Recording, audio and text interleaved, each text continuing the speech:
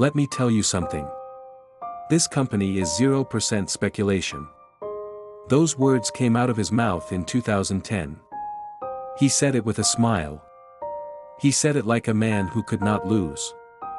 3 years later, he was telling reporters, "I'm eating glass." In the next 10 minutes, you're going to find out exactly what happened in between. This is the story of a man who stood in front of the entire world and promised he would become the richest human being on the planet. He wasn't joking. He believed it. And for one dizzying moment, it actually looked possible. But somewhere along the way, something broke. And by the time anyone noticed, it was already too late. He wasn't born into money. He dropped out of engineering school in Germany. He sold insurance door to door just to survive. No family fortune. No safety net. Just ambition, sharp enough to cut through anything in its way. That ambition built an empire. And that same ambition is exactly what tore it apart. He built a conglomerate out of nothing. Mining. Oil. Energy. Shipbuilding. Coal. Company after company, all stacked under one giant holding group.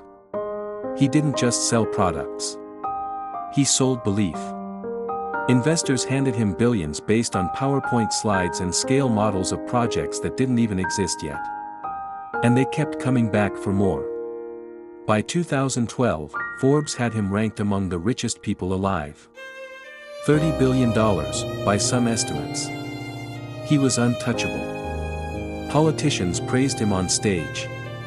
Investors lined up to give him money. And at the center of it all sat one company that would decide everything. An oil company. Founded in 2007. Its name was OGX.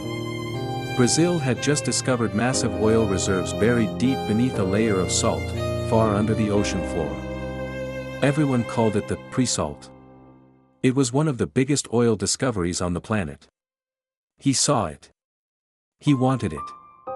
And he moved fast, faster than almost anyone else in the country. Before we go further, if stories like this one, arrogance, ambition, and spectacular collapse, keep you hooked, hit subscribe now. Because what happens next is going to make you question everything about how far confidence can carry a lie. Now, back to the story. OGX grew at a terrifying speed. Within a few years, it became Brazil's second largest oil company by market value, right behind the state giant, Petrobras. Investors from every corner of the globe wired in billions. Not because they saw proof. Because they trusted him. And he made sure they had every reason to. But underneath the surface, something was already wrong. Deep underground, in fields with names like Tubarão Tigre and Tubarão Azul, the numbers weren't adding up. The oil was there. But pulling it out was costing far more than anyone projected. And someone inside the company already knew it. Here's what most people never hear about this story. This wasn't a sudden crash. It wasn't an accident. According to reporting at the time, executives inside OGX had known for at least 6 months, that 4 of their major oil fields were not commercially viable. And they said nothing. Instead of warning the market, they searched for a way out. A workaround. A miracle. Anything that could soften the blow before investors found out the truth. Every week they stayed silent was another week thousands of people kept buying stock in a company quietly falling apart from the inside. And through all of it, he kept talking like nothing was wrong. In May of 2011, standing in front of the world, he made his boldest claim yet. He said, by 2015, he would be the richest man on earth. Not one of the richest. The richest.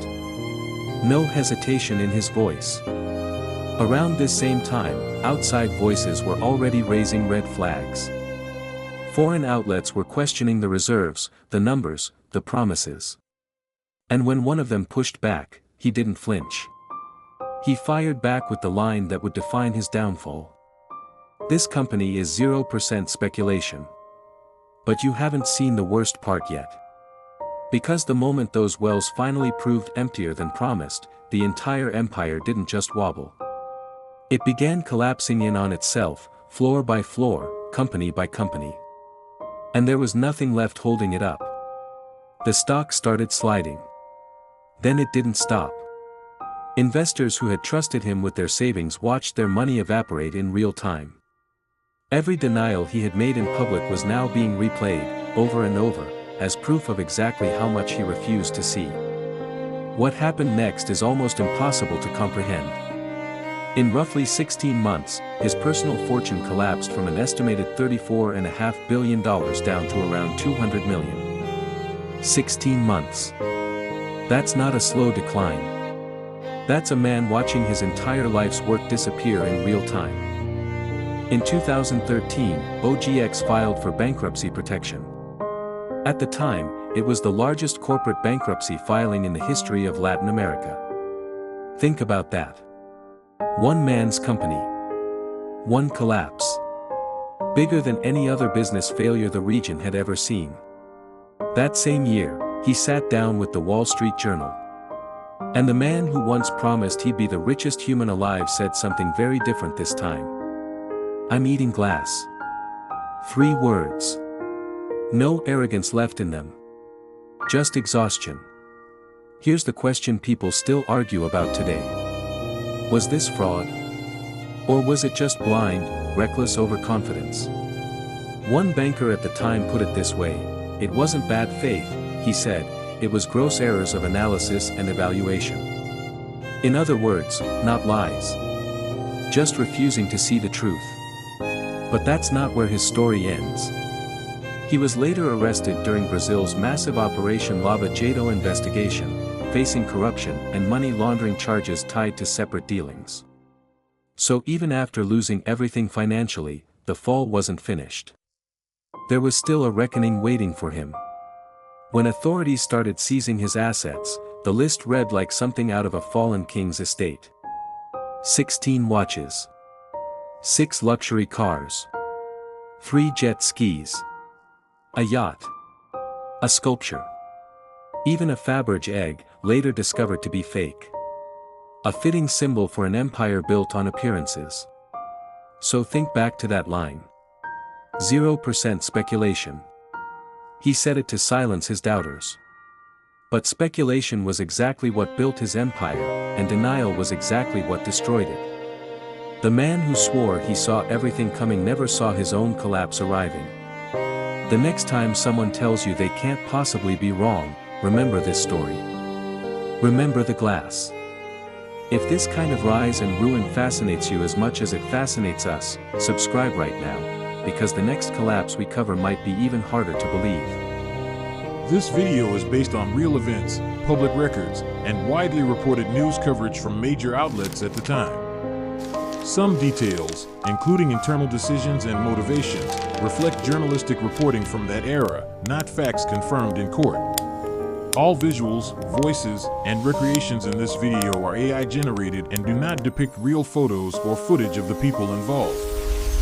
This content is for educational and informational purposes only, and is not intended to accuse any individual of any improving crime.